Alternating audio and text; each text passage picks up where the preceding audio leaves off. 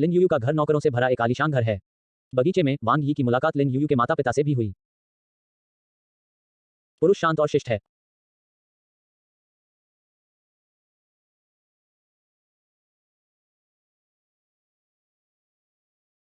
लिन U U का घर नौकरों से भरा एक आलीशान घर है।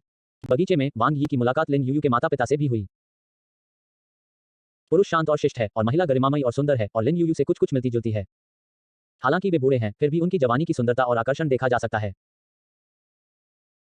लिन यूयू के माता-पिता ने अपनी बेटी की सहपाठियों पर थोड़ा ध्यान दिया क्योंकि वे उसके व्यक्तित्व को अच्छी तरह जानते थे। यह पहली बार था जब उन्होंने किसी विपरीत लिंग की सहपाठी को उसका जन्मदिन मनाने के लिए आमंत्रित किया था। नमस्ते, चाचा और चाची। वांग यी बहुत विनम्र था। दोनों को उसके बारे में पहली ही नजर में अच्छी धारणा बनी, अभिवादन के कारण नहीं, बल्कि उसके रूप और स्वभाव के कारण।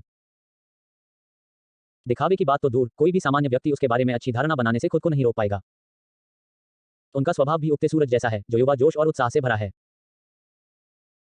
गाओ योरोंग ज्यादा सीधे थे, उन्होंने एक प्यारी सी मुस्कान दिखाई और सीधे लिन यूयू की मां का हाथ पकड़ लिया। उनकी मां और लिन यूयू की मां अच्छी दोस्त थीं। वहां मछलियां हैं, छात्रों के साथ अच्छा व्यवहार करें। अपनी वरिष्ठता के कारण वे दोनों व्यक्ति आए, कुछ शब्द कहे और फिर चले गए, तथा उस स्थान को उन युवाओं के लिए छोड़ दिया। यह बहुत बोरिंग है। गाओ योरोंग ने लापरवाही से अपने आसपास खड़े लोगों पर नजर डाली जो उसे ही देख रहे थे और लिन यूयू का हाथ थाम लिया। यूयू, चलो अंदर चलकर कुछ खेल खेलते हैं। चलो तुम्हारे कमरे में चलते हैं। ठीक है, लिन यूयू ने सिर हिलाया।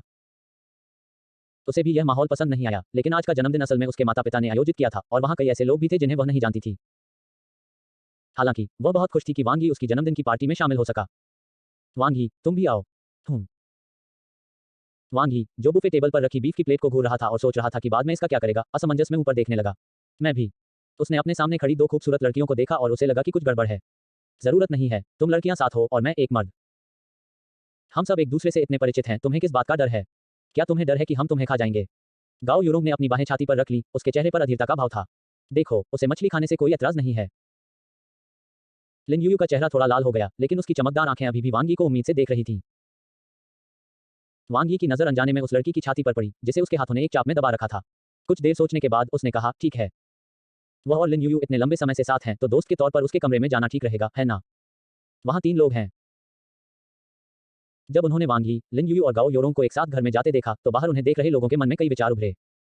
वे कहां जा रहे हैं? लेकिन वे पूछ नहीं सके। यह वांग यी का पहली बार किसी लड़की के कमरे में प्रवेश था और वह थोड़ा उत्साहित महसूस कर रहा था। लिन यूयू का कमरा देखकर पहली बात जो उसके दिमाग में आई, वह यह थी कि यह उस घर से बहुत बड़ा था जिसमें उनका परिवार रहता था। हवा एक अवर्णनीय सुखद सुगंध से भरी हुई थी, वैसी ही सुगंध जैसी वांग यी हर दिन सूंघते थे। कमरे को सादा और चमकदार ढंग से सजाया गया है, न तो गुलाबी रंग और न ही बिस्तर पर चित्रे से बनी गुड़िया, जो लड़कियों में आम है। इसकी जगह सबसे आकर्षक चीज है कमरे की सबसे बड़ी किताबों की अलमारी, खिड़की के पास रखा काला पियानो और कुछ गमले लगे पौधे। वांग यी ने सहज रूप से एक शांत लड़की की कल्पना की जो चुपचाप पियानो पर बैठी हुई बजा रही थी। वांग यी की नजर कमरे में घूम रही थी और अचानक उसकी नजर मेज पर रखे एक फोटो फ्रेम पर पड़ी। यह पूरी कक्षा की एक तस्वीर थी, जो उसके हाई स्कूल के पहले साल की शुरुआत के तुरंत बाद सैन्य प्रशिक्षण के दौरान ली गई थी। एक जैसे कपड़े पहने दर्जनों लोगों के बीच भी वांग यी सबसे अधिक ध्यान आकर्षित करने वाला व्यक्ति है। लिन यूयू ने वांग यी की निगाहें देखी और उसका चेहरा थोड़ा लाल हो गया। ऐसा इसलिए भी था क्योंकि उस समय उनका वांग यी के साथ औपचारिक संपर्क था और निश्चित रूप से यह इसलिए भी था क्योंकि वे डेस्कमेट थे। लेकिन यह सिर्फ एक ग्रुप फोटो था और हालांकि वांग यी थोड़ा उलझन में थे, उन्होंने इसके बारे में ज्यादा नहीं सोचा। तुम क्या खेलना चाहते हो? गाओ योरोंग ने पूछा। दोनों लड़के लड़कियां, जिनका मनोरंजन जीवन खराब था, मासूम निगाहों से उसकी ओर देख रहे थे। वे सभी अच्छे बच्चे हैं जो आमतौर पर खेल नहीं खेलते। कविता श्रृंखला। लिन यूयू ने इसके बारे में सोचा, साहस जुटाया और अनिश्चितता से कहा, यह बिल्कुल भी दिलचस्प नहीं है। चलो कुछ दिलचस्प करते हैं। गाओ योरोंग ने इसे अस्वीकार कर दिया। वांग यी, तुम क्या खेलना चाहते हो? गाओ योरोंग ने कमरे में मौजूद एकमात्र लड़के की ओर देखा। तुम लोग। वांग यी के शब्दों ने लिन यूयू के दिल की धड़कन तेज कर दी और गाओ योरोंग ने अपनी आंखें सिकोड़ लीं। उद्धरण चिन्ह डॉट डॉट डॉट। आप जो चाहें खेल सकते हैं, मुझे कोई परवाह नहीं है। आखिरकार तीनों साथ बैठे और ताश खेले, एक गंभीर किस्म का, इसलिए बोरिंग नहीं। ताश खेलना बातचीत का एक छोटा सा हिस्सा था। तुम 3 साल से डेस्कमेट हो, क्या किस्मत है। गाओ योरोंग ने अपनी पतली उंगलियां ताश के पत्तों पर फिराईं और लापरवाही से एक पत्ता खेला। मुझे उम्मीद नहीं थी कि तुम दोनों एक दूसरे को जानते होगे। वांग यी का पूरा ध्यान ताश खेलने में था। आखिरकार वे कई सालों से साथ थे और वह उन दोनों लड़कियों की खूबसूरती से बिल्कुल भी प्रभावित नहीं था। वह दूसरों को लापरवाही से देखने में भी शर्म महसूस करता था। किशोर हमेशा शर्मीले होते हैं। बिल्कुल। गाओ योरोंग मुस्कुराया और लिन यूयू का हाथ थाम लिया, बहुत स्नेह से। हम अच्छी बहनें हैं और हमारे बीच गहरा रिश्ता है। हम भविष्य में साथ शादी करने पर सहमत हुए हैं। लिन यूयू थोड़ा शर्मा गई और चुपके से वांग यी की ओर देखा। ओह, यह सचमुच एक अच्छा रिश्ता है, वांग यी ने सहजता से कहा और एक ताश खेला। यह अफसोस की बात है कि तुम ग्रेजुएट होने और अलग होने वाले हो, गाओ योरोंग ने आह भरी। वैसे, वांग यी किस यूनिवर्सिटी में अप्लाई करने वाला है? मुझे याद है तुम्हारे ग्रेड काफी अच्छे थे। शायद हम तीनों एक ही यूनिवर्सिटी में एडमिशन ले सकें। उसने आधी मुस्कान के साथ बगल में बैठे लिन यूयू की तरफ देखा। विश्वविद्यालय, वांग यी को समझ नहीं आया कि क्या कहे। उसने पहले ही योद्धा बनने का निर्णय कर लिया था, इसलिए स्वाभाविक रूप से वह विश्वविद्यालय नहीं जाएगा। हालांकि, वह वास्तव में उन दो लड़कियों से अलग होने के लिए अनिच्छुक था जिनके साथ वह दिन रात रहता था। जब मैं लिन यूयू के घर से बाहर आया तो आधी रात के 12:30 बज चुके थे। वांग यी और गाओ योरोंग एक शांत जंगल के रास्ते पर साथ साथ चल रहे थे। बादलों से छनकर आती हुई चमकदार चांदनी पेड़ों की विरल छाया से छनकर लड़की के नाजुक और मनोरम चेहरे पर क्रिस्टल जैसी रोशनी डाल रही थी। यूयू आज बहुत खुश है। मैं उसे बहुत समय से जानता हूं, लेकिन मैंने उसे इतना खुश कम ही देखा है, गाओ योरोंग ने धीरे से कहा। हवा के साथ उसके शरीर से एक हल्की सुगंध आ रही थी, जो वांग यी की नाक के आसपास घूम रही थी, जिससे उसे अनजाने में ही दोपहर में अकेले बिताए गए समय की याद आ गई। वह अपने मन में लिन यूयू और गाओ योरोंग की तुलना करने से खुद को रोक नहीं सका। लिन यूयू अधिक सौम्य और विचारशील है, जबकि गाओ योरोंग अधिक मजबूत और स्वतंत्र है। प्रत्येक की अपनी शैली है। जब वांग यी सोच ही रहे थे, गाओ योरोंग ने फिर पूछा, आप एक दूसरे को कब से जानते हैं? वांग यी अपनी निराधार कल्पना से जागा, गाओ योरोंग को देखा, उसकी चमकती आंखों में देखा और जवाब दिया, 3 साल। 3 साल हो गए, तो आप एक दूसरे को हाई स्कूल के पहले साल से जानते हैं। गाओ योरोंग की पतली बाहें थोड़ी कांप उठी और उसका खास मूड नजर नहीं आ रहा था, लेकिन वांग यी को हमेशा लगता था कि उसका मूड खराब होगा। तो फिर, आप 3 साल तक एक ही मेज पर बैठे रहे। ओह, यह भाग्य है, वांग यी ने अवचेतन रूप से कहा। यह वाकई किस्मत की बात थी। आखिरकार, हाई स्कूल के दूसरे साल में उन्हें अलग अलग कक्षाओं में भेज दिया गया था। अब यह बात कि वे साथ रह पा रहे थे और एक ही मेज पर बैठ भी पा रहे थे, वांग यी के लिए थोड़ी हैरानी की बात थी। गाओ योरोंग अचानक रुक गया, पीछे मुड़ा और सीधे उसकी ओर देखा। वांग यी, तुम बदल गए हो। उद्धरण चिन्ह उद्धरण चिन्ह। वांग यी ने लड़की की तरफ थोड़ा हैरान होकर देखा, तुमने क्या कहा? मैं क्यों बदल गया हूं? खैर, यह सही नहीं है। कुछ मायनों में, वह सचमुच बदल गया है। क्या मुझे कहना चाहिए कि यह एक लड़की का अंतर्ज्ञान है? हालांकि, वांग यी को विश्वास नहीं था कि गाओ योरोंग वास्तव में इस रहस्य को जानता था कि उसे साइन इन पैनल कैसे मिला। गाओ योरोंग ने उसकी बात अनसुनी कर दी और खुद से बात करती रही, तुम हाल ही में एक अलग इंसान बन गई हो। तुम अब मुझे ट्यूशन भी नहीं पढ़ाती। वांग यी तो और भी अवाक रह गए। चाची, पहले मेरे पास पैसे की कमी थी, इसलिए मैं आपको हर दिन ट्यूशन पढ़ाना चाहता था और पूरे दिन आपके साथ रहना चाहता था। लेकिन अब मेरे पास पहले से ही साइन इन पैनल है, क्या मुझे उस थोड़े से पैसे की आवश्यकता है? यह सही नहीं है, वांग यी को अचानक एहसास हुआ। क्या यह इस बात की स्वीकारोक्ति नहीं है कि वह उस तरह का आदमी है जो पैसा मिलने पर बुरा बन जाता है? क्या यह वांग यी है? खैर, उसने सोचा कि वह था। लेकिन इससे कोई फर्क नहीं पड़ता। मैंने तुम्हें पहले ही बताया था, मुझे कॉलेज प्रवेश परीक्षा की तैयारी करनी है। वांग यी ने आंखें खोलकर झूठ बोला। कॉलेज के प्रवेश परीक्षा? भाड़ में जाओ।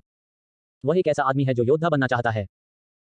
तो आप किस विश्वविद्यालय में आवेदन करने की योजना बना रहे हैं? गाओ योरोंग अचानक दिलचस्पी लेने लगा। जियांगनान द्वितीय सैन्य अकादमी। खैर, आपके ग्रेड और मार्शल आर्ट स्कूल में वरिष्ठ छात्र के रूप में आपकी योग्यता के साथ आपको प्रथम सैन्य अकादमी में प्रवेश मिल जाना चाहिए। वह नहीं जानती थी कि वह क्या सोच रही थी, लेकिन उसके चेहरे पर मुस्कान आ गई। वह लड़की लिन यूयू निश्चित रूप से प्रवेश नहीं पा सकेगी। नहीं, वह अन्य विभागों में आवेदन कर सकती है। वांग यी ने लड़की के अप्रत्याशित और उदास चेहरे को देखा और उसे समझ नहीं आया कि उसके दिमाग में क्या चल रहा था। वे कहते हैं कि एक महिला का दिल समुद्र में सुई की तरह मायावी होता है और उसने अंततः इसे देख लिया। क्या आप जियांगन में नंबर 1 सैन्य अकादमी में आवेदन करना चाहते हैं? वांग यी ने उत्सुकता से पूछा। उन्होंने गाओ योरोंग को तुरंत यह नहीं बताया कि वह कॉलेज प्रवेश परीक्षा छोड़ने जा रहे हैं और योद्धा बनने के लिए अर्ध योद्धा मूल्यांकन में भाग लेने जा रहे हैं। उसे लगा कि अगर उसने यह बात किसी को बताई तो वह बड़ी मुसीबत में पड़ जाएगा। गाओ योरोंग ने ऊपर देखा और वांग यी की तरफ देखा। चांदनी में उसका नाजुक चेहरा बेहद आकर्षक लग रहा था और उसका व्यवहार भी भावुक था। आपने मुझे अभी तक यह नहीं बताया है कि आप परीक्षा देंगे या नहीं। गाओ योरोंग वांग यी के समान हाई स्कूल में नहीं गई थी। या यूं कहें कि वह एक निजी हाई स्कूल में पढ़ती थी, जहां शिक्षक एक एक करके ट्यूशन पाठ्यक्रम भी उपलब्ध कराते थे, जिसका खर्च वांग यी वहन नहीं कर सकते थे। मैं वांग यी हिचकिचाया और अपने दिल की बात कहने ही वाला था कि अचानक गाओ योरोंग का मोबाइल बज उठा। जब गाओ योरोंग ने रिंगटोन सुनी तो उसका चेहरा अचानक उदास हो गया। उसने अपना छोटा और सुंदर मोबाइल फोन निकाला और शांत स्वर में कहा, आपको मुझसे कुछ बात करनी है। रोंगरोंग, तुम अभी कहाँ हो? एक बहुत ही सौम्य और सुंदर महिला की आवाज सुनाई दी। मैं एक सहपाठी की जन्मदिन पार्टी में शामिल होने जा रहा हूं और तुम उसमें भी हस्तक्षेप कर रहे हो।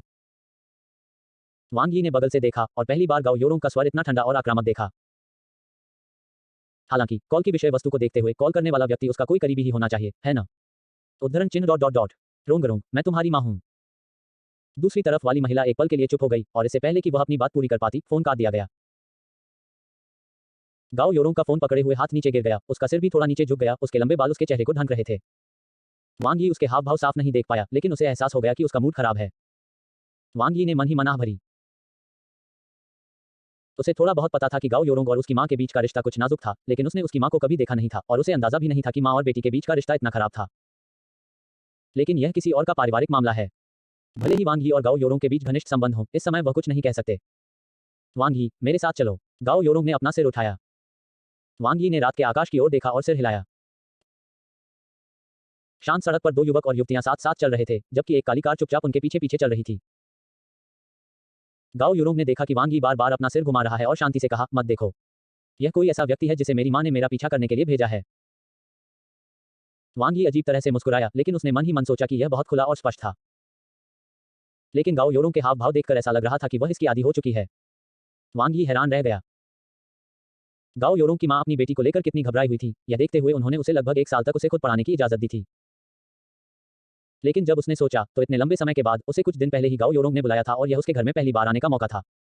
हालांकि पहले उनके बीच अच्छे रिश्ते थे, गाओ योरोंग ने उसे कभी घर नहीं बुलाया। इस बारे में सोचें तो यह गाओ योरोंग के व्यक्तित्व के साथ काफी सुसंगत है। मैं नहीं जानता कि उसकी मां कैसी है। वांग यी ने स्पष्ट रूप से इस प्रश्न के बारे में सोचा। दोनों कुछ देर तक रात की हवा में टहलते रहे और गाओ योरोंग का मूड काफी बेहतर लग रहा था। अचानक उनके सामने एक चमकदार रोशनी वाली इमारत दिखाई दी और वांग यी को एहसास हुआ कि वह और गाओ योरोंग अनजाने में जिला एक्सट्रीम मार्शल आर्ट्स हॉल के द्वार पर पहुंच गए थे। गाओ योरोंग मार्शल आर्ट हॉल के मुख्य द्वार पर खड़ा था, आंगन की दीवार के अंदर 3 अजीब चांदी सफेद इमारतों को देख रहा था और अचानक कहा, वांग यी, चलो अंदर चलते हैं और अभ्यास करते हैं। गाओ योरोंग भी एक्सट्रीम मार्शल आर्ट्स स्कूल की छात्रा है, लेकिन वह केवल एक इंटरमीडिएट छात्रा है, लेकिन उसका स्तर एक उन्नत छात्र के करीब है। लेकिन चूंकि यहाँ की परिस्थितियां अच्छी हैं और उसके पास अपनी प्रशिक्षण सुविधाएं हैं, इसलिए वह यहाँ कम ही आती है। ठीक है। वांग यी पहले ही उसके साथ यहाँ आ चुका था, इसलिए बेशक उसने कोई हिचकिचाहट नहीं दिखाई। एक्सट्रीम मार्शल आर्ट्स स्कूल 24 घंटे खुला रहता है, इसलिए आप किसी भी समय यहाँ आ सकते हैं। डिंग। मार्शल आर्ट्स स्कूल के मुख्य द्वार पर अपने छात्र आईडी कार्ड स्वाइप करने के बाद वांग यी और गाओ योरोंग स्कूल में दाखिल हुए। मार्शल आर्ट स्कूल के अंदर सड़क और लॉन पर अभी भी कुछ मार्शल आर्ट के छात्र बिखरे हुए थे। वे सभी वांग यी और गाओ योरोंग, सुंदर पुरुष और सुंदर महिला, को उत्सुकता से देख रहे थे। हालांकि जब उन्होंने वांग यी की छाती पर वरिष्ठ छात्र का प्रमाण पत्र देखा, तो उनके भाव बदल गए और उन्होंने सभी ने सम्मान दिखाया और कुछ ने थोड़ा झुककर प्रणाम किया। गाओ योरोंग ने भी यह दृश्य देखा और अपने बगल में काले बालों वाले लड़के को सामान्य भाव से देखा। हवा से उसके काले बाल उसके माथे के सामने उड़ गए, जिससे उसका कोणीय चेहरा सामने आ गया। गाओ योरोंग को पता नहीं था कि वह क्या सोच रही थी और उसने हल्की सी आह भरी। क्योंकि गाओ योरोंग एक उन्नत छात्र नहीं था, इसलिए दोनों केवल मध्यवर्ती छात्र भवन में ही जा सकते थे। विशेष लॉकर रूम में प्रशिक्षण कपड़े बदलने के बाद दोनों एक साथ दूसरी मंजिल पर प्रशिक्षण हॉल में गए। युद्ध क्षेत्र में दृढ़ रहो, हिलना मत। गाओ योरोंग के खुले बाल पोनीटेल में बंधे हुए थे। उसने सफेद ट्रेनिंग सूट पहना हुआ था, उसके हाथ पारंपरिक बॉक्सिंग मुद्रा में थे और वह ठंडे स्वर में बोली, पुकारना। फिर उसने वांग यी को जोर से मुक्का मारा, जिससे हवा की आवाज आई। धमाक धमाक, स्नैप स्नैप। इसके बाद जो दृश्य हुआ उसे एक तरफा लड़ाई कहा जा सकता है। वांग यी को पता चला कि गाओ योरोंग आज बहुत गुस्से में था। कल आकर मुझे पढ़ाना। एक लंबे समय सब कुछ शांत हो गया। गाओ योरोंग, जो पहले से ही हौंट रही थी, पसीने से तर थी और उसके बाल उसके चेहरे से चिपके हुए थे, ने निर्विवाद स्वर में बात की। फिर उसने हाथ मिलाया और घृणा से मुस्कुराया। दर्द हो रहा है, मुझे पहले क्यों नहीं पता चला कि तुम इतने कठोर हो। संदेश आ गया है, मैं आज ही अनुबंध भेज दूंगा। जिन लोगों को इस पुस्तक में रुचि है, वे इसमें स्वयं निवेश कर सकते हैं। संध्या। यह अभी भी वही पड़ोस का लॉन था, वही युवा जोड़ा था और वांग यी अभी भी रेत के बोरे के रूप में काम कर रहा था।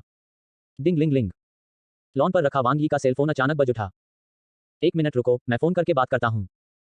वांग यी ने सामने बैठी लड़की से कहा, जो दिन ब दिन उत्तेजित होती जा रही थी और खुद को रोक नहीं पा रही थी। ठीक है।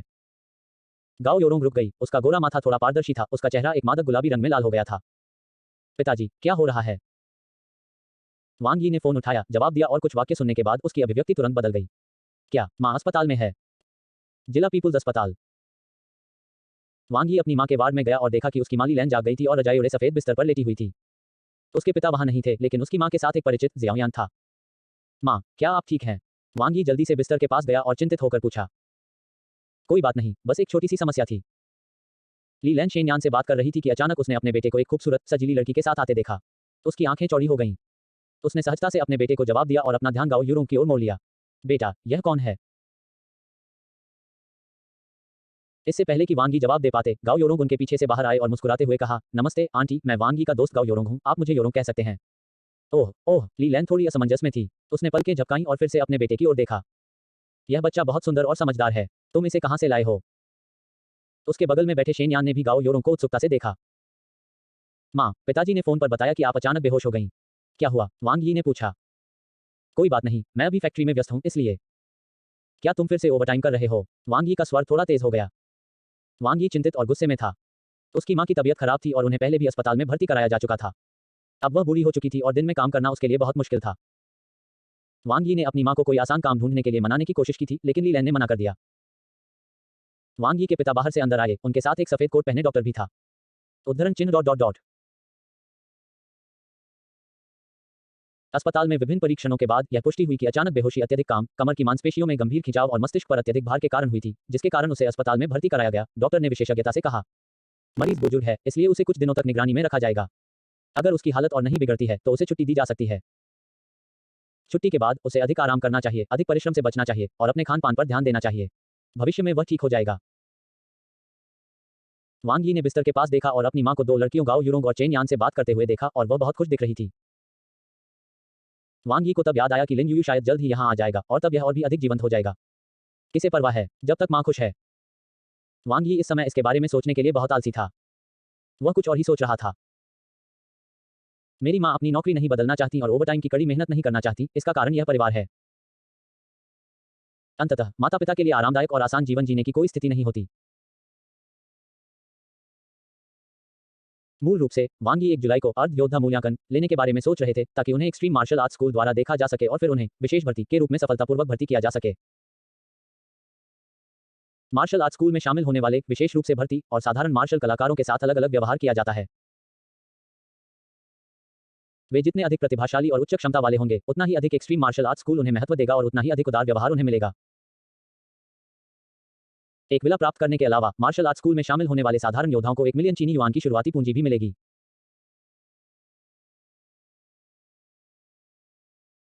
वांग यी को अच्छी तरह याद था कि जब लुओ फैंग ने पहली बार अपनी आनुवंशिक ऊर्जा का सफलतापूर्वक विकास किया था, तो यांगज़ो सिटी गिल्ड हॉल के मुख्य प्रशिक्षक वू टोंग ने उनकी अद्भुत प्रतिभा और क्षमता को देखते हुए जियांगन जनरल हॉल में उनकी सिफारिश की थी।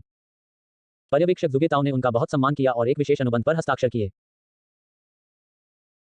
उस समय जो सम्मान दिया गया वह था, एक विला के अलावा 10 करोड़ युआन से कम कीमत वाली गुप्त नियमावलियां मुफ्त में वापस कर दी गईं और 2 करोड़ युआन की शुरुआती पूंजी भी। एक्सट्रीम मार्शल आर्ट्स स्कूल हमेशा से प्रतिभाओं को निखारने के लिए प्रतिबद्ध रहा है और प्रतिभावानों के प्रति हमेशा उदार रहा है। यह उपचार बहुत ही अद्भुत कहा जा सकता है और यह उस समय लुओ फैंग द्वारा प्रदर्शित 1 में 1 लाखों योग्यता के योग्य है। यदि वांग यी 1 जून को अर्ध योद्धा मूल्यांकन में पर्याप्त प्रतिभा और क्षमता दिखा सकते हैं, तो वह निश्चित रूप से एक्सट्रीम मार्शल आर्ट्स स्कूल का ध्यान आकर्षित करेंगे और उनका उपचार निश्चित रूप से बुरा नहीं होगा। वांग यी को याद आया कि लुओ फैंग द्वारा अनुबंध पर हस्ताक्षर करने के बाद वह योद्धा युद्ध मूल्यांकन से गुजरे बिना ही योद्धा समुदाय के विला में जा सकता था। बेशक यह लुओ फैंग द्वारा दिखाई गई ताकत से भी जुड़ा है। आपको पता होना चाहिए कि जब लुओ फैंग ने पहली बार आनुवंशिक ऊर्जा का अभ्यास किया था, तो उनकी मुक्का मारने की शक्ति 3100 किलोग्राम के स्तर तक पहुंच गई थी। भावी योद्धाओं के लिए शारीरिक फिटनेस की आवश्यकता केवल 900 के ग्राफ है। ज्यादातर भावी योद्धाओं ने पहली बार में ही आनुवंशिक ऊर्जा का सफलतापूर्वक विकास किया, उसे अवशोषित किया और अपनी शारीरिक क्षमता में सुधार किया और आमतौर पर अपनी ताकत में कुछ 100 किलोग्राम की ही वृद्धि की। लुओ फैंग ने उन्हें स्पष्ट रूप से कुचल दिया। इसलिए एक्सट्रीम मार्शल आर्ट्स स्कूल को इस बात की चिंता नहीं थी कि वह वास्तविक युद्ध मूल्यांकन में असफल हो जाएगा, यह उस पर पहले से किया गया एक उपकार था। वांग यी की वर्तमान शारीरिक फिटनेस लगभग 3600 किलोग्राम है। इसके अलावा साइन इन करने से प्राप्त विभिन्न बोनस के कारण उसकी शारीरिक फिटनेस वास्तव में समान स्तर के योद्धाओं की तुलना में अधिक मजबूत है। उनकी तलवारबाजी और शरीर कौशल कुछ मार्शल कलाकारों के बराबर स्तर तक पहुंच गए हैं जिन्होंने कई वर्षों तक अभ्यास किया है। मेरा मानना है कि इस प्रकार की ताकत, जब तक कि इसे अर्ध योद्धा मूल्यांकन में प्रदर्शित किया जाता है, यह तुरंत उच्च अधिकारियों का ध्यान आकर्षित करेगी। आपको यह जानना होगा कि वांग यी केवल 18 वर्ष का है। उसने कोई पारंपरिक मार्शल आर्ट प्रशिक्षण नहीं लिया है और न ही आनुवंशिक ऊर्जा का विकास किया है, फिर भी वह इस स्तर तक पहुंच गया है। यह कहा जा सकता है कि वह एक राक्षस है। एक्सट्रीम मार्शल आर्ट्स स्कूल निश्चित रूप से उसे अत्यंत उदार और अनुकूल उपचार देगा। हो सकता है कि आपको प्रसिद्ध एलीट प्रशिक्षण शिविर में शामिल होने का मौका भी मिले।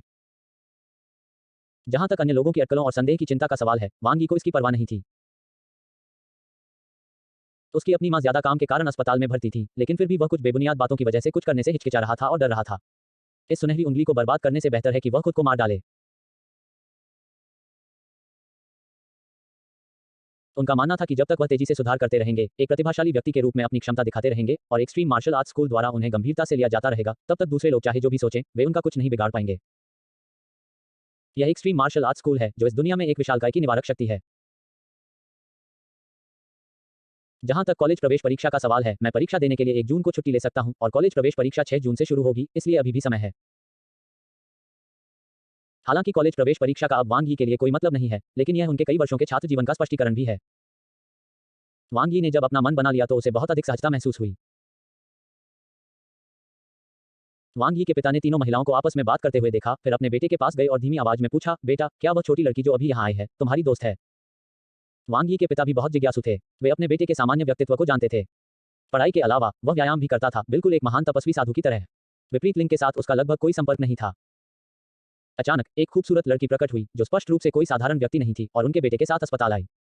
आप इसे किसी भी नजरिए से देखें, यह रिश्ता सामान्य दोस्तों से बढ़कर होना चाहिए।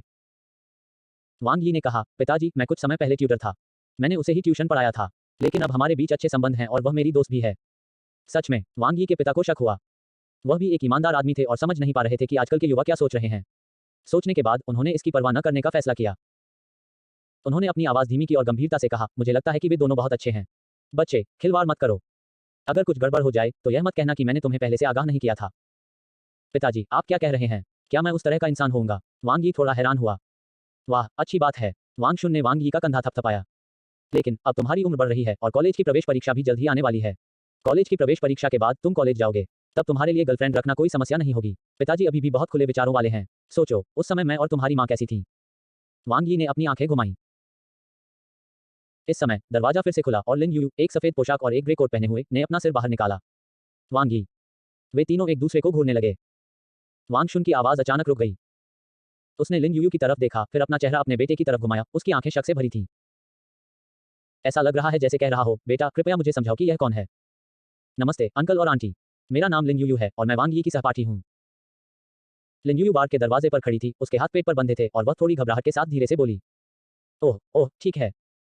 वांग यी की माँ, ली लैंग, जो अभी भी अस्पताल के बिस्तर पर लेटी हुई थी, सबसे पहले बोली, आओ आओ और बैठो। लिन यूयू ने वांग यी की तरफ देखा और वांग यी ने भी उसकी तरफ देखा। लिन यूयू ने अपना सिर नीचे किया, अपने होंठों को हल्के से काटा और ली लैंग की तरफ बढ़ गई। ली लैंग ने अपने सामने खड़ी सुंदर और नाजुक लड़की को देखा। जितना ज्यादा वो उसे देखती, उतनी ही खुश होती। हालांकि वो इस बात से भी उलझन में थी कि उसका बेटा एक साथ इतनी सारी लड़कियों को कैसे जान सकता है। चेन यान के लिए यह ठीक है, वे सभी एक ही समुदाय के निवासी हैं और एक दूसरे को अच्छी तरह से जानते हैं। उसके सामने जो 2 लोग थे, वे अमीर घरानों से थे। क्या उसके बेटे ने उनके साथ कुछ किया होगा? ली लैंग चिंतित थी। वांग यी ने वहां इकट्ठी हुई 4 औरतों को देखा, अपने पिता से नजरें मिलाईं और दोनों बड़े आदमी चुपचाप पीछे हट गए और ध्यान से दरवाजा बंद कर दिया।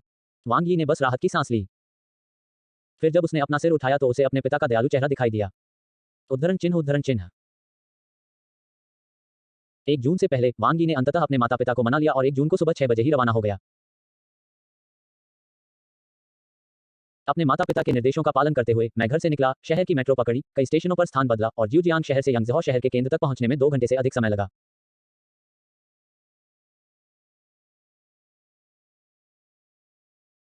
जहां तक इस बात का सवाल है कि हम ज्यूजियांग सिटी गिल्ड हॉल के बजाय यंगज़हौ सिटी गिल्ड हॉल क्यों गए, तो इसका उद्देश्य निश्चित रूप से महान एनपीसी मुख्य प्रशिक्षक वुटोंग से मिलना था और यह देखना था कि क्या हम इस विशेष स्थान पर किसी उपहार के लिए साइन इन कर सकते हैं, और वैसे लुओ फैंग के पास जाकर यह देखना था कि कथानक कैसे आगे बढ़ा है।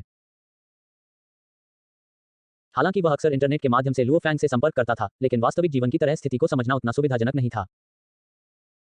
अर्ध योद्धाओं के लिए मूल्यांकन आमतौर पर हर महीने की पहली तारीख को आयोजित किया जाता है। योद्धा युद्ध मूल्यांकन हर साल 1 फरवरी और 1 अगस्त को आयोजित किया जाता है, जो हर 6 महीने में आयोजित किए जाने के बराबर है।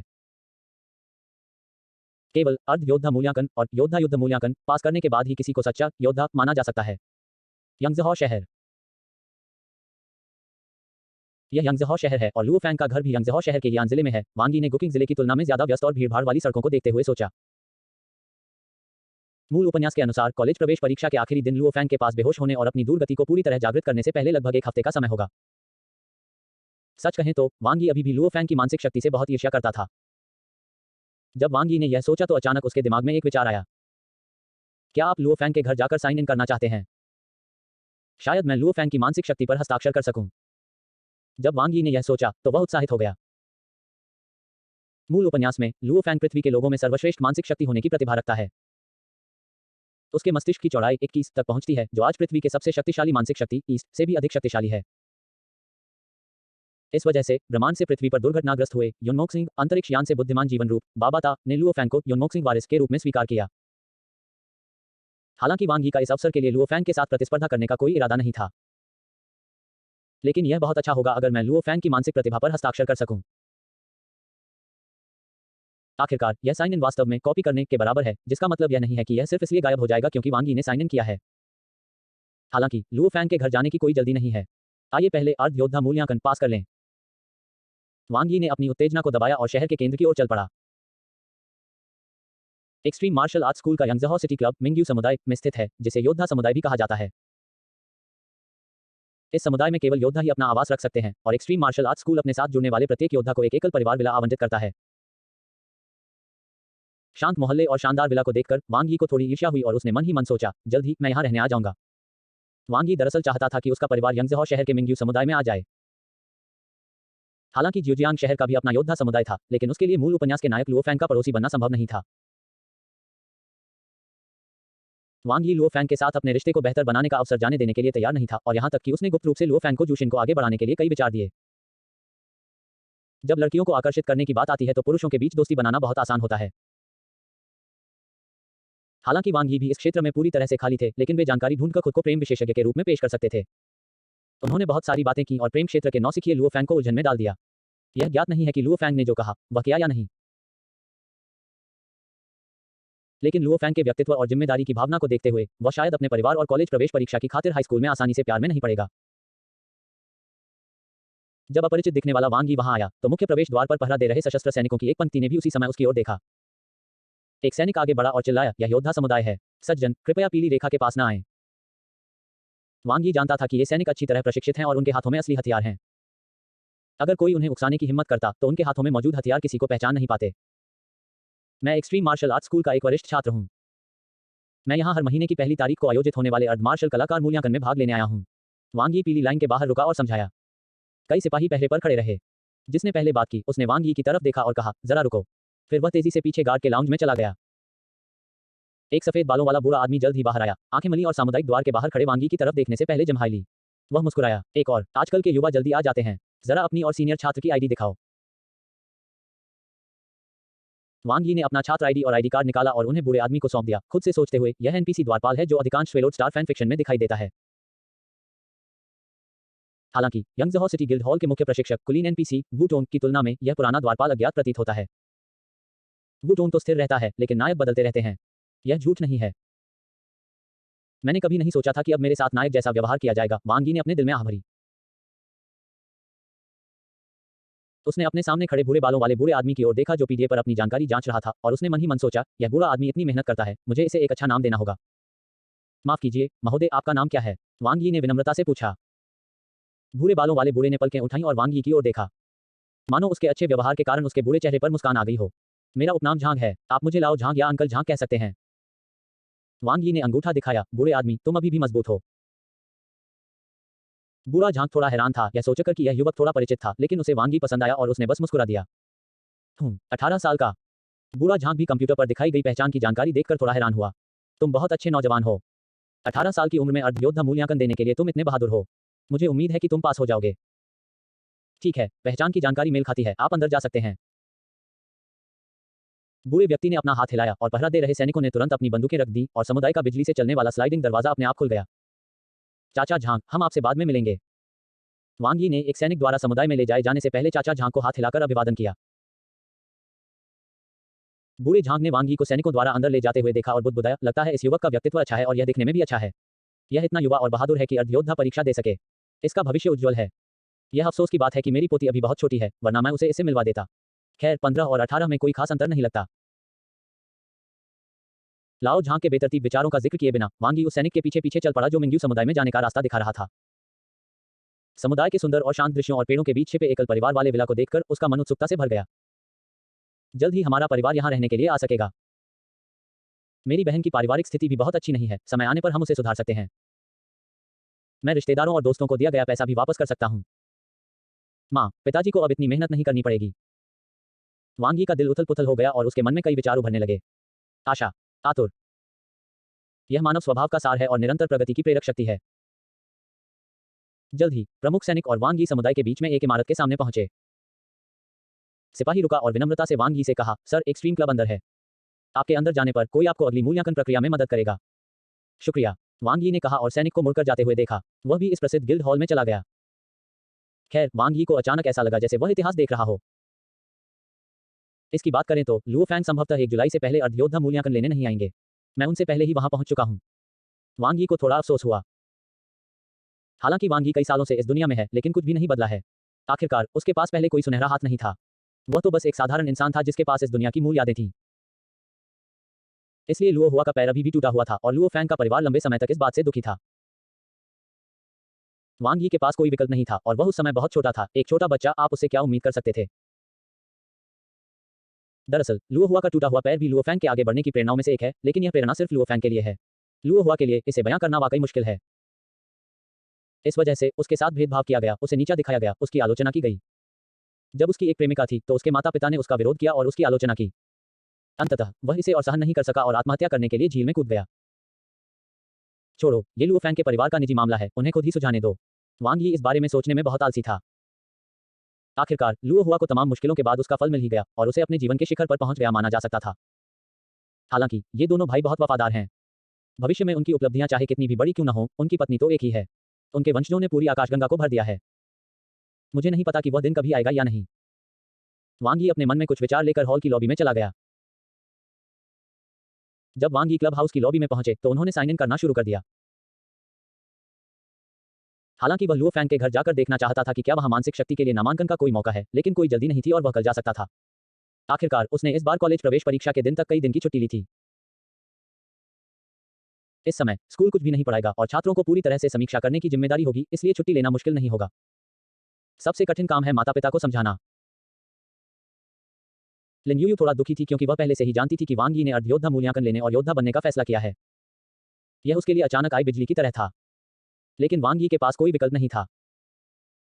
वह सिर्फ लिन यूयू की वजह से योद्धा का रास्ता छोड़कर जियांगन विश्वविद्यालय में आवेदन नहीं कर सकता था या लिन यूयू के साथ रह नहीं सकता था। यह अवास्तविक था। वह मूर्ख नहीं है और जानता है कि क्या महत्वपूर्ण है। मैं बस इतना कह सकता हूं कि समग्र स्थिति को देखते हुए युवा पुरुषों और महिलाओं के बीच प्रेम को अलग रखना होगा। सौभाग्य से लिन यूयू भी एक समझदार लड़की है और उसे मनाया जा सकता है। बस बहुत सारा लार बर्बाद कर दिया। जब वांग यी ने साइन इन पैनल पर हस्ताक्षर किए। डिंग, सफलतापूर्वक साइन इन करने के लिए होस्ट को बधाई। इनाम 2 कौशल अनुभव अंक। आपकी शारीरिक गतिविधियां सूक्ष्मता के स्तर पर पहुंच गई हैं। इस स्थान पर आप जितने चेक इन कर सकते हैं उनकी संख्या है 0। वह वास्तव में शरीर की गति के सूक्ष्म स्तर तक पहुंच गया। जब वांग यी ने साइन इन रिवॉर्ड परिणाम सुना तो उसने अपनी भौहें उठाईं और कुछ आश्चर्यचकित हुआ। जैसा कि पहले बताया गया है, शरीर की गतिविधियों को 4 स्तरों में विभाजित किया गया है: मूल, सूक्ष्म, परिपूर्ण, कलात्मक, अवधारणा।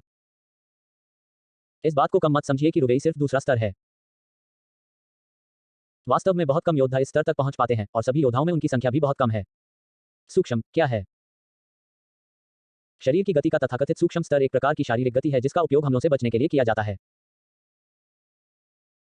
राक्षसों के साथ जीवन मरण की लड़ाई में आप अपने शरीर को थोड़ा हिला सकते हैं ताकि राक्षस के हमले आपके शरीर के पास से गुजर जाएं और आपको चोट न पहुंचे। चूंकि शरीर की गति कम होती है, इसलिए समान समय में अधिक बचाव किया जा सकता है, जो अत्यंत कुशल है। इसी तरह इस तरह की शारीरिक गतिविधि बेहद मुश्किल होती है, मानो किसी पतली रस्सी पर नाच रही हो। जिंदगी और मौत की जंग में जिंदगी पहले से ही एक धागे से लटकी होती है। अगर आप सावधान नहीं रहे तो आप बर्बाद हो जाएंगे। सबसे अच्छी बात तो यह होगी कि आप घायल हो जाएंगे और सबसे बुरी बात तो यह होगी कि आप मर जाएंगे। शारीरिक कौशल का सूक्ष्म स्तर केवल जीवन और मृत्यु के सामने ही निखारा जा सकता है और लड़ाई में दूसरे पक्ष की ताकत बहुत अलग नहीं हो सकती, अन्यथा प्रशिक्षण अप्रभावी होगा। इसके परिणामस्वरूप अधिकांश योद्धा, यहां तक कि सेनापति स्तर के योद्धा भी शारीरिक गतिविधियों के सूक्ष्म स्तर तक नहीं पहुंच पाते थे। यहां तक कि युद्ध जनरल स्तर से ऊपर का अधिक शक्तिशाली युद्ध देव स्तर भी शारीरिक गतिविधियों के सूक्ष्म स्तर पर अटका हुआ है और उससे आगे नहीं बढ़ सकता। इससे हम देख सकते हैं कि शरीर कौशल के सूक्ष्म स्तर तक साधना करना कितना कठिन है। मूल उपन्यास में लुओ फैंग ने अपनी अद्वितीय आध्यात्मिक शक्ति पर भरोसा किया और शारीरिक कौशल के सूक्ष्म स्तर तक पहुंचने से पहले बार-बार युद्ध में खुद को संयमित किया। ऐसा ही हुआ।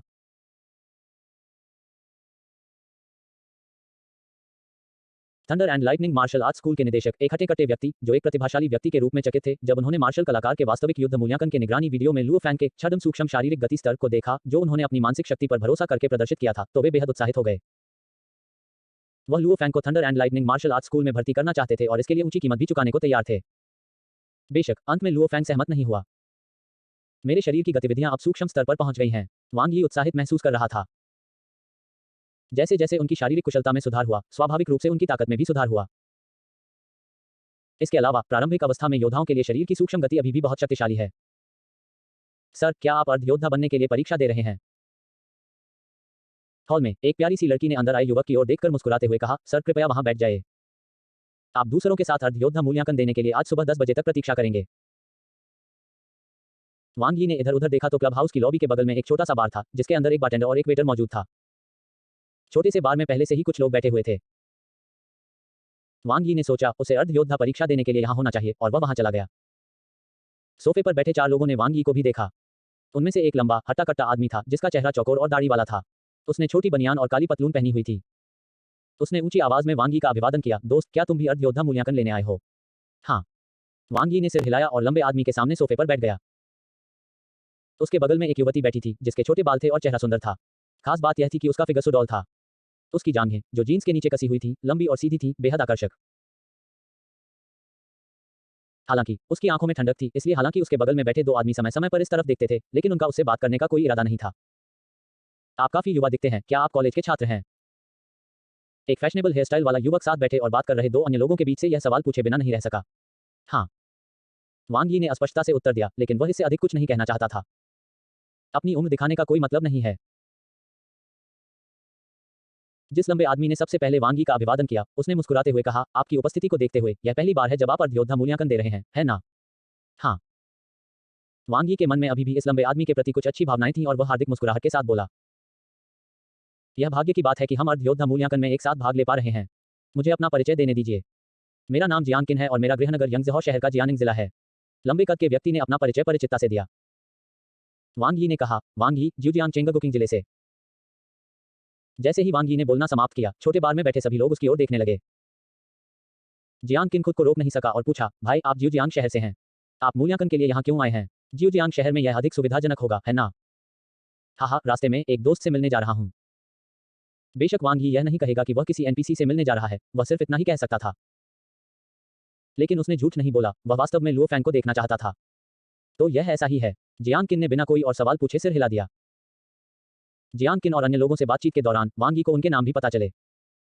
जियांग किन के अलावा बाकी 2 पुरुषों के नाम किन मो और सीटू यू थे और महिला का नाम यूजू था। जियांग किन सबसे उम्रदराज हैं, इस साल 27 साल के हो चुके हैं। उन्होंने 3 अर्ध योद्धा मूल्यांकनों में भाग लिया है, लगभग साल में एक बार, और यह उनका चौथा मौका है।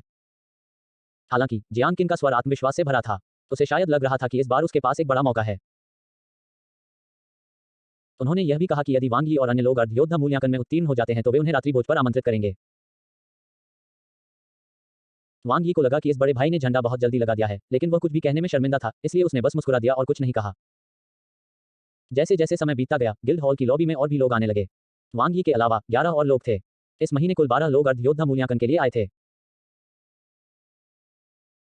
पूरे यंगज़हौ शहर की विशाल जनसंख्या की तुलना में प्रति माह 12 बहुत ज्यादा नहीं है, और जियांग किन जैसे लोग भी हैं जो असफल हो गए और उन्हें मूल्यांकन परीक्षा दोहरानी पड़ी। जब 10 बजे का समय हुआ तो एक मध्यम आयु वर्ग का व्यक्ति ढीला सफेद प्रशिक्षण सूट पहने हुए दिखाई दिया। वांग यी को याद आया कि मूल उपन्यास में जुलाई एक क्लब के मुख्य प्रशिक्षक वुटोन का एक पुराना दोस्त, एक सफेद बालों वाला अध्यात्मवादी नायक से मिलने आया था। उसने नायक लुओ फैंग को कुछ उत्साहवर्धक प्रोत्साहन भी दिया था, लेकिन अब समय बदल गया है, इसलिए शायद वह उसे दोबारा नहीं मिल पाएगा। वांग यी दरअसल यह जानने को उत्सुक था कि उस अध्यात्मवादी के बाल सफेद कैसे हुए। क्या वे रंगे हुए थे? मूल पुस्तक में यह उल्लेख नहीं था कि मनोवैज्ञानिक के बालों का रंग बदल जाएगा, इसलिए जब वांग यी ने इसे पढ़ा तो उसके मन में यह प्रश्न आया। खैर, मेरे विचार थोड़े भटक गए हैं। वापस दृश्य पर। मध्यम आयु वर्ग के व्यक्ति ने कुछ शब्द कहे और फिर वह आगे बढ़ने लगा। वांग यी और अन्य 12 लोग जो अर्ध योद्धा मूल्यांकन लेने आए थे, गिल्ड हॉल की 6ठी मंजिल तक उनके पीछे चले गए। वुटोंग ऊपर है। वांग यी और 11 अन्य लोग जो अर्ध योद्धा मूल्यांकन कर रहे थे, प्रशिक्षण के कपड़े पहने उस अधेड़ उम्र के व्यक्ति के पीछे लिफ्ट में गए, उसे 6 नंबर दबाते हुए देखा और मन ही मन सोचा। यंगज़हौ शहर में एक एक्सट्रीम क्लब और 12 एक्सट्रीम मार्शल आर्ट जिम हैं। प्रत्येक जिले में चरम मार्शल आर्ट जिम के मालिकों को प्रशिक्षक कहा जाता है। मुख्यालय स्थित एक्सट्रीम जिम के मालिक को मुख्य प्रशिक्षक कहा जाता है। इसके ऊपर जियांगन बेस सिटी है, जो मुख्य शहरी क्षेत्र और 8 प्रमुख गढ़ों में विभाजित है। यंगज़हौ इन 8 प्रमुख गढ़ों में से एक है। जियांगन एक्सट्रीम मार्शल आर्ट स्कूल का मुख्यालय मुख्य हॉल है, जिसका प्रबंधन अध्यक्ष और 3 पर्यवेक्षकों द्वारा किया जाता है। डिंग। लिफ्ट तेजी से 6ठी मंजिल पर रुकी। ट्रेनिंग ड्रेस पहने अधेड़ उम्र का आदमी सबसे आगे निकला और बाहर चला गया, उसके पीछे बाकी लोग भी। 6ठी मंजिल पर एक विशाल मार्शल आर्ट प्रशिक्षण हॉल है, जहां 1 दर्जन मार्शल आर्ट कलाकार इकट्ठा होकर बातें कर रहे थे। जब उन्होंने प्रशिक्षण पोशाक पहने एक अधेड़ उम्र के व्यक्ति को लोगों का नेतृत्व करते देखा तो वे स्वतः ही रुक गए। ठीक है, लोग आ गए हैं, चलो परीक्षण शुरू करने के लिए तैयार हो जाएं। लंबे बालों वाले एक अधेड़ उम्र के आदमी ने आदेश दिया। वांग यी को पता था कि यह मध्यम आयु वर्ग का व्यक्ति यंगजहौ सिटी एक्सट्रीम क्लब का मालिक और यंगजहौ सिटी में मुख्य प्रशिक्षक वू टोंग था। प्रशिक्षण कपड़ों में मध्यम आयु वर्ग के व्यक्ति ने वांग यी और अन्य लोगों के आईडी कार्ड एक एक करके एकत्र किए, उन्हें वू टोंग को सौंप दिया और मुस्कुराते हुए कहा, बॉस आज हम में से 12 हैं। यहाँ बहुत सारे लोग हैं। वू टोंग के चेहरे पर भी मुस्कान थी। उसने अपना पहचान पत्र निकाला और उसे अपने पास खुले पड़े उपकरण पर यूं ही घुमा दिया। बूंद। उपकरण पर एक क्रिस्टल क्लियर पारदर्शी स्क्रीन उभरी और स्क्रीन पर बड़ी मात्रा में व्यक्तिगत जानकारी दिखाई दी। वांग यी ने भी पारदर्शी स्क्रीन की ओर देखा। हालांकि वह 18 साल से इस दुनिया में था, उसने ऐसी तकनीक शायद ही कभी देखी हो। हालांकि नागरिक तकनीक पहले से ज्यादा उन्नत थी, असली हाईटेक तो सरकारी संस्थानों और एक्सट्रीम मार्शल आर्ट स्कूल जैसी विशाल सेनाओं में ही केंद्रित थी।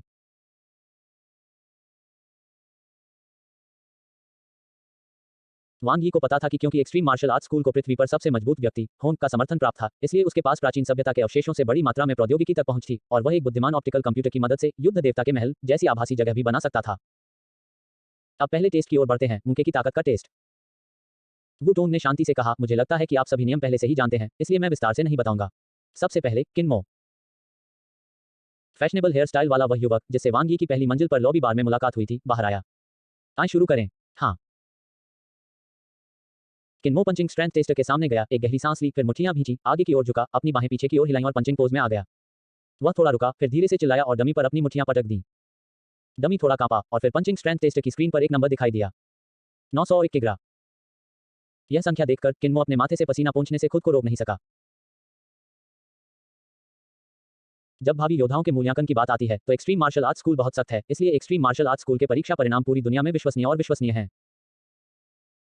वू टोंग ने आश्चर्य से किनमो को देखा और हल्के से मुस्कुराया, आप भाग्यशाली हैं, आप पास हो गए। अगला, माफी। किनमो भीड़ में वापस चले गए, अपने बगल में युनजू को देखा और स्पष्टीकरण देते हुए कहा, वास्तव में गति मेरा मजबूत पक्ष है। एक मजबूत मांसल गंजा युवक बाहर आया। पंच शक्ति परीक्षक के सामने खड़े होकर वह मुस्कुराया और मुक्का मारा। धमाका। बॉक्सिंग रिंग कुछ बार हिली और एक संख्या प्रकट हुई, 1028 किग्रा। वू टोंग ने अपनी भौहें उठाई, संतुष्टि से मुस्कुराया और सिर हिलाया। अगला, यूनिक्सुए। लंबी युनजू एक वीरतापूर्ण व्यवहार के साथ आगे बढ़ी और बाकी सभी की निगाहें उस पर केंद्रित थीं। हालांकि महिला योद्धाएं मौजूद हैं, फिर भी वे बहुत दुर्लभ हैं और उनका अनुपात पुरुष योद्धाओं की तुलना में बहुत कम है। यह आज अर्ध योद्धा मूल्यांकन में भाग लेने वाले लोगों के समूह से देखा जा सकता है। 12 लोगों में यूनिक्सु एकमात्र महिला है। इसके अलावा यूनिक्सु युवा सुंदर है और उसका फिगर अच्छा है, जो वास्तव में आकर्षक है। टकराना। युनजू की नाजुक मुक्का काले निशाने पर इतनी जोर से लगा कि वह पहले गंजे माफी के मुक्के से कम जोरदार नहीं था। इसके अलावा जब उसने मुक्का मारा तो उसका शरीर आगे की ओर झुक गया और उसके कपड़े उसके शरीर से चिपक गए, जिससे उसके आकर्षक शरीर उभरकर सामने आ गए। 1033 किग्रा। इस नंबर ने वहां मौजूद सभी लोगों को आश्चर्यचकित कर दिया। हालांकि यह बहुत उत्कृष्ट नहीं है, लेकिन यह किनमो से बहुत बेहतर है। जब किनमो ने यह नंबर देखा तो उसका चेहरा अचानक खराब हो गया। वू टोंग के चेहरे पर फिर से मुस्कान आ गई। अगला, वांग यी। वू टोंग ने लापरवाही से चौथा आईडी कार्ड मशीन में सरकाया, विस्तृत पहचान रिकॉर्ड देखा और आश्चर्य से बोला, 18 साल का और ज्यूजियांग शहर से, दिलचस्प। जब मार्शल आर्ट हॉल में अन्य लोगों ने वू टोंग की बातें सुनी तो वे आश्चर्य से उस युवा लड़के को देखने से खुद को रोक नहीं पाए। यहां तक कि यूनिक्सुए ने भी पलकें झपकाईं। उसने शुरू में सोचा था कि वांग यी उससे बहुत छोटा और उम्र में छोटा है, लेकिन उसने यह उम्मीद नहीं की थी कि वह उससे इतना छोटा होगा। वह 18 वर्ष का है, संभवतः हाई स्कूल में है या उसने अभी अभी कॉलेज जाना शुरू किया है। कुछ ही दूरी पर सोफे पर बैठे अन्य योद्धा भी बातें करने लगे। क्या मतलब है तुम्हारा? 18 साल का और तुम ज्यूजियांग शहर से आए हो। क्या ऐसा हो सकता है कि वह ज्यूजियांग शहर में परीक्षा में असफल हो गया हो और अपनी किस्मत आजमाने के लिए यंगजहौ शहर आया हो? कौन जानता है, हो सकता है वह कोई प्रतिभाशाली व्यक्ति हो। ये योद्धा सहजता से बोल रहे थे। उनमें से ज्यादातर यंगजहौ शहर के विभिन्न जिलों में स्थित चरम मार्शल आर्ट जिम के प्रमुख थे। वे इस बार यह देखने आए थे कि क्या हर जिले में कोई प्रतिभा है। लेकिन अप्रत्याशित रूप से यंगजहौ शहर के लोगों ने इस पर ध्यान नहीं दिया, बल्कि पड़ोसी ज्यूजियांग शहर से कोई व्यक्ति आ गया। जियांग नियान भी भीड़ में था। उसने उस युवा लड़के को एक नए चेहरे से देखा, लेकिन उसके मन में एक और चेहरा उभर आया। 18 साल की उम्र, क्या यह लुओ फैंग के समान नहीं है? वांग यी शांत दिखे और शालीनता से बाहर निकलकर मुट्ठी शक्ति परीक्षण मशीन के पास आए। एक संक्षिप्त मौन। वांग यी की आंखें अचानक चमक उठी, उसके शरीर की सभी मांसपेशियां थोड़ी तनावग्रस्त हो गईं और उसकी हड्डियों से हल्की चरमराहट की आवाजें आने लगीं। उसके बगल में बैठे वू टोंग को कुछ महसूस हुआ और उसने अचानक अपना सिर घुमाकर मुट्ठी की ताकत जांचने वाली मशीन की ओर देखा। उस समय वुटोंग को केवल एक मुट्ठी दिखाई दी जो एक प्रतिबिंब बन गई थी। हवा की तेज सीटी की आवाज उसके कानों में गूंज उठी और फिर विशाल मार्शल आर्ट हॉल में एक बड़ी धमाकेदार आवाज गूंज उठी। काली मुट्ठी का लक्ष्य कई बार हिंसक रूप से कंपनित हुआ और पंच बल परीक्षक की स्क्रीन पर एक संख्या उभरी 3781 के ग्राह।